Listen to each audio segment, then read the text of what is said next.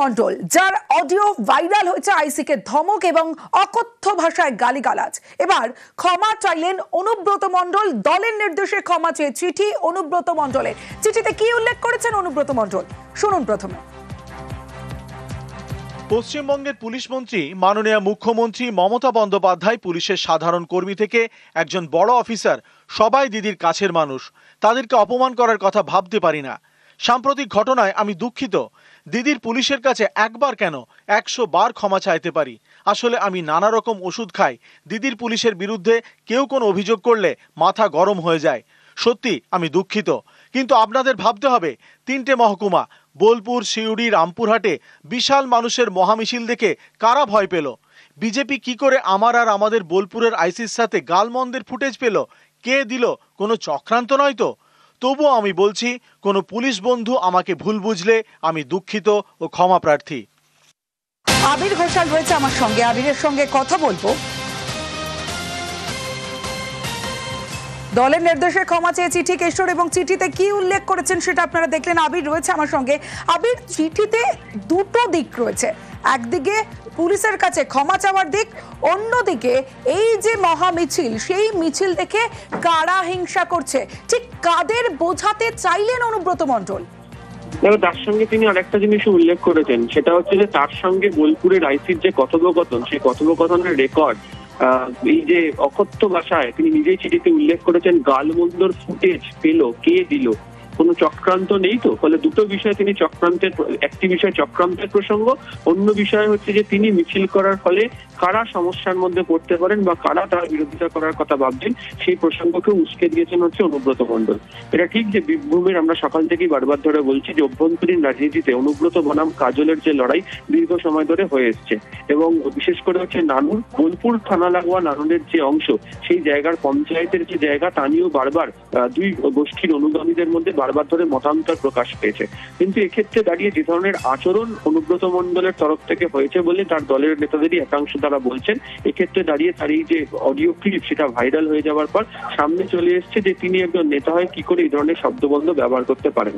তবে তিনি একেবারে চিঠির শেষ দিকে তিনি যে লেখাটি লিখেছেন, অর্থাৎ যে চক্রান্তের প্রসঙ্গ এবং যে মিছিলের প্রসঙ্গ তিনি তুলে ধরেছেন, তাতে অনেকেই বলছেন এটা বিজেপি বা কোনো বিরোধী রাজনৈতিক দলকে নয়, তিনি তার দলের মধ্যে থাকা কোনো নেতাকেই কার্যত তিনি লক্ষ্য করছেন। যদিও তার নাম তিনি সেখানে নেননি, কিন্তু তাকে উদ্দেশ্য করে এই চক্রান্তের প্রসঙ্গের কথাটা তিনি জানিয়েছেন তার এই চিঠিতে।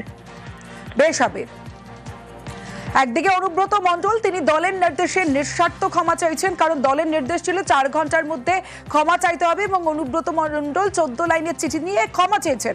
এবং আরো একটি আপডেট, অন্যদিকে আগামীকাল বোলপুর থানায় তলব করা হয়েছে অনুব্রত মণ্ডলকে, এবং অনুব্রত মণ্ডলকে তলবের যে চিঠি, তা বোলপুর পার্টি অফিসে এসে একজন পুলিশ কর্মী দিয়ে যান। তবে অনুব্রত মণ্ডল সে সময় পার্টি অফিসে থাকলেও অনুব্রত মণ্ডলের হাতে সেই চিঠি দেওয়া হয়নি, এবং কিন্তু পুলিশ কর্মী এসে অনুব্রত মণ্ডলকে তলবের যে চিঠি, আগামীকাল 11টা থেকে 11:30টার মধ্যে সেই তলব করা হয়েছে অনুব্রত মণ্ডলকে বোলপুর থানায়। ইন্দ্রজিৎ রুজ রয়েছে।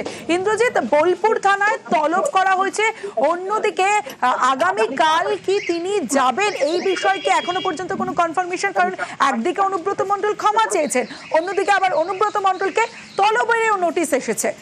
ইন্দ্রজিৎ, দেখো, একদমই যেটা বলে রাখবো, অনুব্রত মণ্ডল দলের যে শৃঙ্খলা রক্ষা কমিটি রয়েছে তার কাছে যেমন লিখিতভাবে ক্ষমা চাওয়া, অর্থাৎ তৃণমূলের যেমন বলা হয়েছিল ক্ষমা চাওয়ার কথা, সেই মতো কিন্তু ক্ষমা চেয়েছেন। যদিও পুলিশ সুপার আনন্দদীপ যেটা জানিয়েছিলেন যে তার আইসি রিতন হালদারের সঙ্গে অকথ্য ভাষায় গালিগালাজে কথোপকথন যে প্রকাশ হয়েছে সেটি তদন্ত হবে এবং পুলিশ কেস করবে, অর্থাৎ মামলা রুজু করবে। আর সেই মামলা রুজু করার জন্যই কিন্তু অনুব্রত মণ্ডলকে ইতিমধ্যেই বোলপুরে যে দলীয় কার্যালয় রয়েছে সেখানে এসে একজন পুলিশ কর্মী তিনি কিন্তু জানিয়ে গেছেন, এবং তাকে যে কালকে যে যেতে হবে তার নোটিশ কিন্তু দিয়ে যাওয়া হয়েছে, এমনটাই কিন্তু পুলিশ সূত্র মারফত খবর। এবং বেলা 11টা থেকে 11:30টার মধ্যে তাকে যেতে হবে, এইটাও কিন্তু খবর রয়েছে। যদিও অনুব্রত মণ্ডল সেই নোটিশ নিজে হাতে নেননি, পার্টি অফিসে অন্য একজন কর্মী ছিলেন, তাদের হাতে দিয়ে গেছে, এমনটাই কিন্তু জানিয়েছে যে পুলিশ কর্মী এসেছিলেন দিতে, তিনি কিন্তু এমনটাই জানিয়ে গেছেন। বেশ ইন্দ্রজিৎ, একদিকে ক্ষমা চেয়েছেন অনুব্রত মণ্ডল, কারণ দলের নির্দেশে ক্ষমা চেয়ে চিঠি দিয়েছেন। আইসিকে ফোনে কদর্য গালাগালি, ফোন ও অডিও বিতর্কে রীতিমতো শোরগোল, এবং তারপরেই দলের নির্দেশ ছিল 4 ঘন্টার মধ্যে নিঃশর্ত ক্ষমা চাইতে হবে, এবং 14 লাইনের চিঠি, এবং সেই চিঠিতে অনুব্রত মণ্ডল ক্ষমা চেয়েছেন। অন্যদিকে কাল, অর্থাৎ আগামীকাল বোলপুর থানায় তিনি বোলপুর থানায় তলব করা হয়েছে অনুব্রত মণ্ডলকে। তবে অনুব্রত মণ্ডল যে ক্ষমা চেয়েছেন সেই ভিডিও এই মুহূর্তে এক্সক্লুসিভ।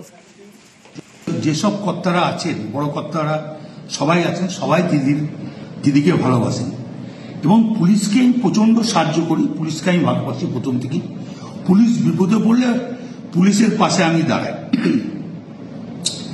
পুলিশকে গাল দেওয়ার কথা আমি কোনদিন ভাবতেই পারি না। পুলিশকে গাল কেউ যদি দেয় আমি তাকে অপমান করি, এটা আমার বরাবরকার স্বভাব।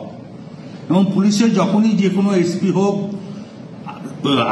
এসডিপিও হোক, অ্যাডিশনাল এসপি হোক, যারা আমাকে যখনই যা বলেছে যে এটা দেখে দিন, আমি দেখে দিয়েছি। পুলিশের পাশে সবসময় লোক দিয়ে যেমন করে হোক আমি তার কোনো ঝগড়াঝাটি করতে দিই না। আমি খুব দুঃখিত, কারণ আমি ওষুধ ফষুধ রাখতে খাই তো অনেক ঘুমের, আর আমি এখন 10টার সময় ঘুমিয়ে যাই এবং ঘুমের ট্যাবলেটও খাই। সেই সময় ঘুমটা ভেঙেছে। নুরুল যে ছেলেটা আমাদের খুব ঘি দেওয়ার খুব ভালো ছেলে, ওর বাবা বলতো আমাদের দল করতো, বাবার করার পর ও দল করে, খুব নিরীহ ছেলে, ভালো ছেলে। ওকে যখন শুনি যে মেরে পা হাত ভেঙে দিয়েছে, আমার মনটা খুব খারাপ। তা আমি আইসিকে আমিও বলেছি, চাঁদও ফোন করে বলেছে যে আমি তাড়াতাড়ি জানকে অন্তত ছেলেটাকে আজ হসপিটালাইজ করবো। তো উনি আমাকে একটা অন্য ধরনের কথা বলেছে, সেটা আমি আর বলতে রাজি নয়। তখন আমি নিজের রাগ সামালতে পারিনি, এটা স্বাভাবিক আমি বলেছি। এর জন্য আমি দুঃখিত, আমি ক্ষমা প্রার্থী। এটা যদি স্বাভাবিক আমার মুখ থেকে এই কথাটা বেরোনো উচিত নয়, তার জন্য আমি দুঃখিত এবং ক্ষমা প্রার্থী। ইন্দ্রজিৎ রোজ রয়েছে আমার সঙ্গে, ইন্দ্রজিতের সঙ্গে কথা বলবো। ইন্দ্রজিৎ, এই মুহূর্তে যে এক্সক্লুসিভ ভিডিও অনুব্রত মণ্ডলের যে অ্যাপোলজি অর্থাৎ ক্ষমা চাওয়ার যে ভিডিও আমরা নিউজ 18 বাংলার দর্শকদের শোনালাম, সেখানে অনুব্রত মণ্ডল বলছেন তিনি পুলিশকে ভালোবাসেন, পুলিশকে সাহায্য করেন, পুলিশের সঙ্গে থাকেন, কিন্তু তিনি হঠাৎ করে ওই আইসি তাকে এমন একটা কথা বলেছেন যে কথা তিনি এই মুহূর্তে বলতে চাইলেন না, তাই তিনি রেগে গিয়ে এই প্রসঙ্গ বলেন। কতটা তাৎপর্যপূর্ণ? দেখো, একদমই যেটা বলে রাখবো, অনুব্রত মণ্ডলের যে ভিডিও বার্তা বা যে ভিডিওটি এই মুহূর্তে দেখানো হচ্ছে নিউজ 18 বাংলা এক্সক্লুসিভ হিসেবে, সেই ভিডিও বার্তায় কিন্তু অনুব্রত মণ্ডল যেমন চিঠিতে বলেছেন, অর্থাৎ যে নানা ধরনের তিনি ওষুধ খান বা মাথা গরম ছিল, অর্থাৎ ঘুম থেকে উঠেই তিনি কিন্তু একটা ফোন পান এবং তার যে কর্মীকে মারধর করা হয়েছে সেই বিষয়টা যেমন তিনি উল্লেখ করেননি, যদি সেই বিষয়টার কারণেই যে তার মাথা গরম হয়ে গেছিল এবং তার কর্মী অর্থাৎ তাকে যে মারধর করা হয়েছে সেই বিষয়ে তিনি যখন তাকে জানাচ্ছিলেন বা আইসিকে জানিয়েছিলেন, তখন হয়তো কোনো কথা বলেছিলেন, এমনটাই কিন্তু তিনি দাবি করেছেন। যদিও সে কি কথা বলেছিলেন আইসি সেই বিষয়টা কিন্তু এখনো পরিষ্কার নয়। আর তারপরই দেখা গেল কি যে একদম অনুব্রত মণ্ডল যে ক্ষমা চেয়েছেন, সে ভাইরাল ভিডিও ইতিমধ্যেই কিন্তু সবার সম্মুখে চলে এসেছে এবং অনুব্রত মণ্ডল যেমন চিঠি লিখে ক্ষমা চেয়েছেন, অন্যদিকে কিন্তু ভিডিও বার্তার মাধ্যমেও ক্ষমা চেয়েছেন, সেই বিষয়টা কিন্তু একদমই পরিষ্কার। বেশ, আরো একবার অনুব্রত মণ্ডল যে ক্ষমা চাইলেন সেই ভিডিও বার্তা আরো একবার নিউজ 18 বাংলার দর্শকদের জন্য।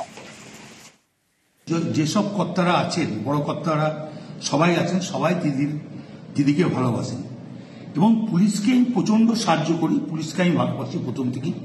পুলিশ বিপদে পড়লে পুলিশের পাশে আমি দাঁড়াই। পুলিশকে গাল দেওয়ার কথা আমি কোনদিন ভাবতেই পারি না। পুলিশকে গাল কেউ যদি দেয় আমি তাকে অপমান করি, এটা আমার বরাবরকার স্বভাব। এবং পুলিশের যখনই যে কোনো এসপি হোক, এসডিপিও হোক, অ্যাডিশনাল এসপি হোক, যারা আমাকে যখনই যা বলেছে যে এটা দেখে দিন, আমি দেখে দিয়েছি। পুলিশের পাশে সবসময় লোক দিয়ে যেমন করে হোক আমি তার কোনো ঝগড়াঝাটি করতে দিই না। আমি খুব দুঃখিত, কারণ আমি ওষুধ ফষুধ রাখতে খাই তো অনেক ঘুমের, আর আমি এখন 10টার সময় ঘুমিয়ে যাই এবং ঘুমের ট্যাবলেটও খাই।